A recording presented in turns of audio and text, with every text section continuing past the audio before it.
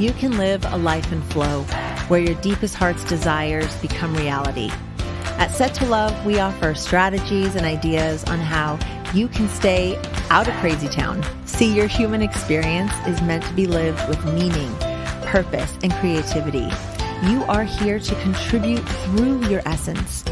We are best friends, moms, entrepreneurs, and above all, find our flow in assisting you to find yours. We come together weekday mornings to bring you ideas to fall deeper in love with your life and the journey that you are on. Take what works and ditch the rest, and always stay set to love. Thank you for being a part of this community. We're all designed to live in flow. So let's go.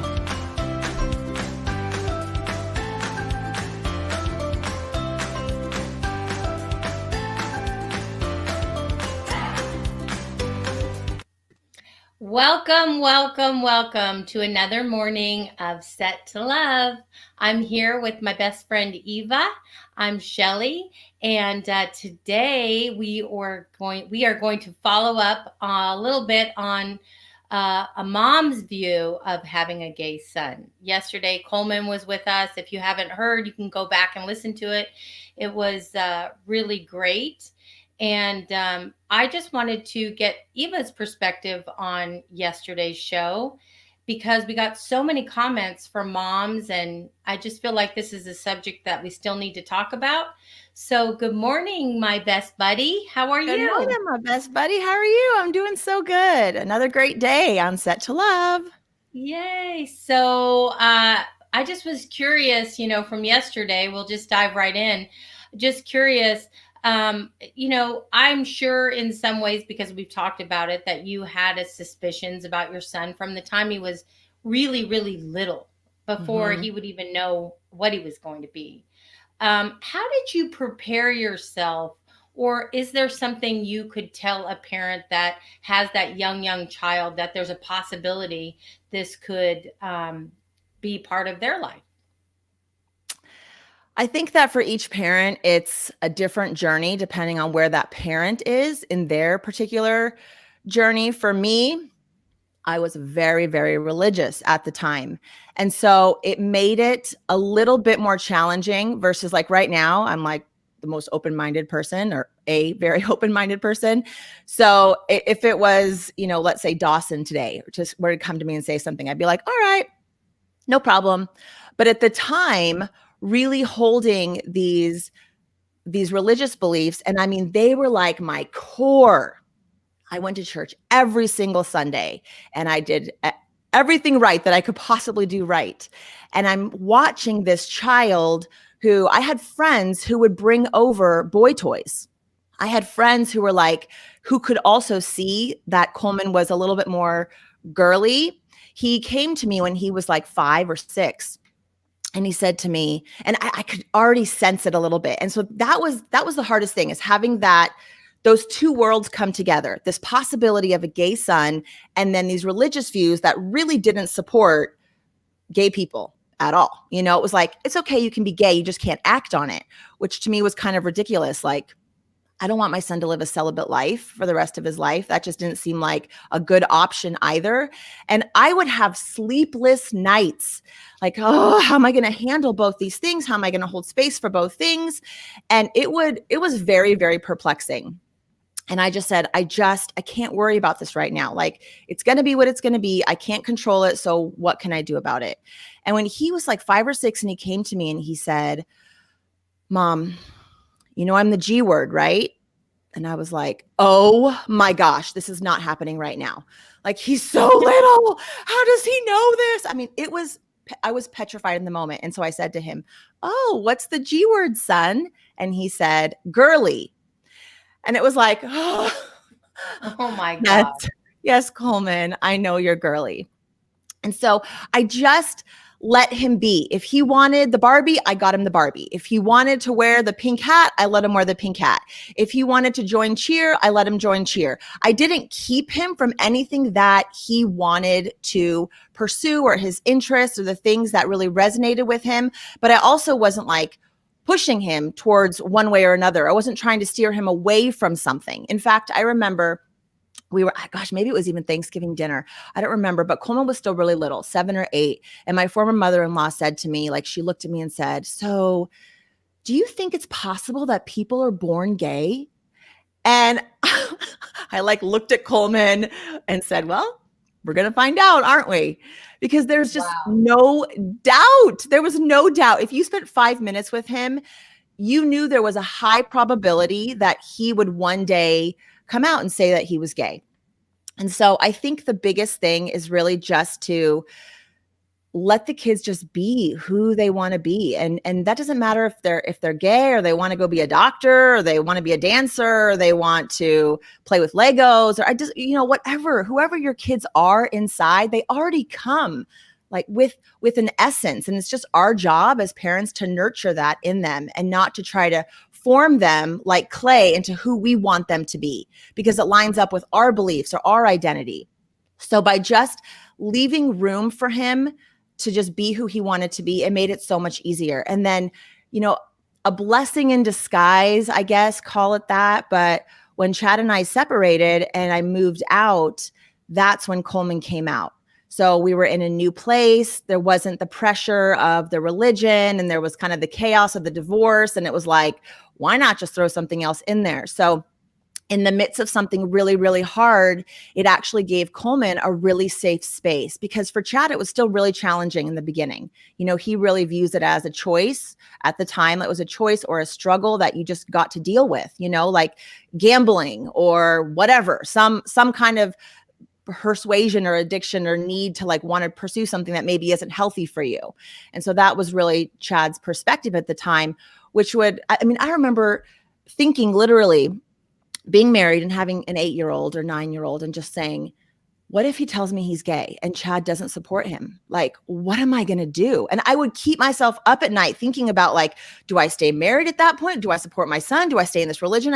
I just felt so pulled in so many directions. And so I just had to put it all on a shelf, not worry about that because until Coleman said something, it didn't matter what I thought or felt. I just needed to support and love him for who he was and where he was in his journey. So that's what I did. And I guess it kind of worked out for him. So Well, and yes, because he's thriving in life and he has a very great, idea of who he is, where he's going, and he has amazing self-esteem, which yeah. is, applauds to you for that because he's really a beautiful person.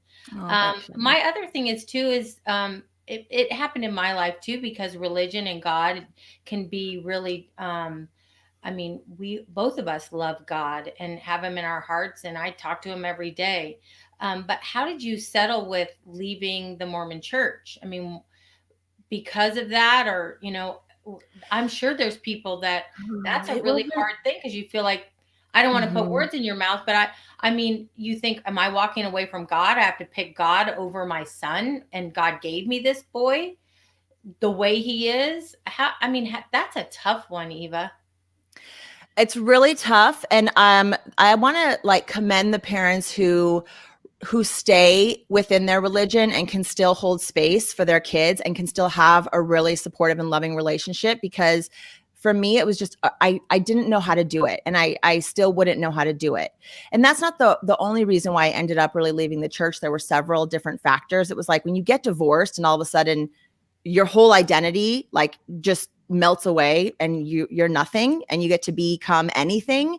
You really just open your mind and your heart to like, okay, what else is out there? Like, let me just kind of peek around because I haven't looked in a while because I was so content. I was so comfortable where I was that I wasn't really challenging and myself or looking around. So when I started seeing other things and seeing like how my marriage fell apart and not that it wasn't like the church's fault. There's no blame in it at all. And then seeing how like really wasn't supportive of Coleman. I just wasn't in alignment with who I saw myself becoming anymore. So I still have so many great, great friends and it's an awesome religion and it really supports family like no other religion I've ever seen. Really a lot of great values, but as far as like their approach to people in the gay community, it's not very conducive. It's like,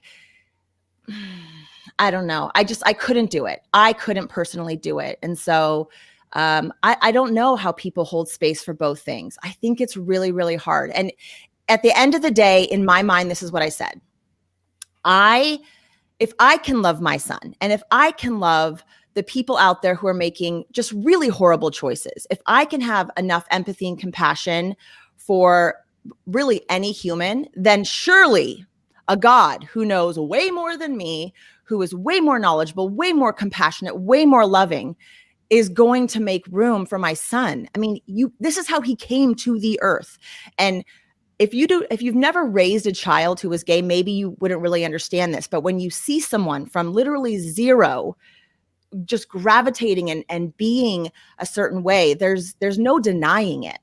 So I just said, I don't know what the answer is. I don't know what's on the other side. No one really does. I mean, at the end of the day, it's really our just beliefs. And I want to believe that the God that I love and that I believe in, and the creator, the universe, whatever, whoever brought us here and gave us this life, really, it's just what glasses do we choose to have on? And I choose to have the glasses on that he or she or it is a really super loving, open being, and is going to be open to all of our lives and all of our journeys and everything that we've gone through. I mean, it's just such a gift to even have this life. And it's so, being a human is not easy. There are so many challenges that come our way. And this was mine. This was one that was like, I mean, my sister's in a relationship with a woman, they're married, they have 2 kids. I mean, it was like in my face all the time. I was a theater major, I had gay friends. It was like God was trying to shake me and be like, woman, open your heart and open your mind. How many people do I need to bring into your life? Like, how many people? And so finally it was like, all right, you're not getting it. So here, you can have Coleman. Let's see how you do now. That's truly what I felt like. I felt like I needed to have a more open heart and a more open mind to who he was and how he was showing up in the world. And that was what God was trying to show me, or the universe, or whatever you want to call it. You know, I'm so proud of you, Eva, because this is a vulnerable, questions that I'm asking you. And for you to just, it makes me teary eyed just for you to just be so open and honest. Oh, friend, you're going to make me cry. And I just think, Coleman is so perfect. He's just such a good boy. So I just really, I mean, I know this is crazy that I'm crying, but I just feel like I hope that in some way this helps a mom or another child that might hear this that's gay to just, be in their truth. You're born this way. I really believe you are born this way. Maybe there are people out there that are, choosing this. There might be a percentage. I don't know. I'm not going to judge that, but I know Coleman was born like this, and that God doesn't make a mistake. Mm-hmm. Even when you have a handicapped child, it's not a mistake. It's still God's child. And you know what? I just, that's one thing I just really love about you. You're 100% real. And there are going to be people that think we're nuts and that we're going to hell or whatever it is. But you know what? That's their belief. And you know what? They're entitled to that. But I really would rather save space for where we're at and the love and how open we can be with whatever situation comes about. And, gay, I want more than anything for Coleman's wish to come true is that when you see, people that love each other together, that it's not, if it's 2 guys or 2 girls or a heterosexual couple, that it's just in a way, because Coleman is here to stay and he's going to make a difference in the world, whether he's gay or he's not gay. Yeah. So, Shelly, it's like, it doesn't even matter if it's a choice or not a choice. It's like, at the end of the day, if you're being a loving human and you're contributing, you're using your essence to fill needs in this world, and you're showing up in a compassionate, open-hearted way, like, what more would a parent or a God want from a human? Like, we're all just doing our best. And what I have seen in my life through the nonprofit, through the summer camp, and kids impacted by HIV and AIDS, when they get up and share their story, or when Coleman shares his story, it's like, when you can just put down that bag of rocks of like shame and or that secret or whatever it is you're holding on to. I mean, just imagine being 12, 13, 14, 15, 16, this teenager, and as hard as it is, especially right now for young people, and then to on top of that be carrying this secret with you. It's like, I think the biggest gift I gave my son was that he didn't have to carry that secret around for all these years. It was like, it just wasn't even a question. And so now he gets to just maneuver being a teenager, which is hard enough. And if we can just do that for our kids, if we can let them not hold on to those secrets and have someone that they can share with, whether it's a teacher, a coach, a parent, a mentor, a therapist, anyone that they can be open and honest with. And this is for anyone in life, truly, not even just a young person. But when you can just put down that secret that you're holding on to in your heart, all of a sudden your entire life opens up and every possibility of who you are and what you want to become is available to you because you're no longer hiding behind that secret any longer. So that's probably the biggest thing that I'm grateful that I've been able to offer my son. Well, and that's what I hope other parents, hearing this story, whether it be this situation or something else, is to be that soft place to fall for your kids because it's already hard in life.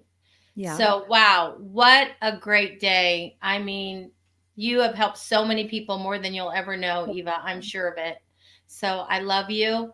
And I'll look forward to tomorrow's show. We're going to talk about gratitude and come from it in a different way than you would expect. So, please listen tomorrow. Have a great day, everyone.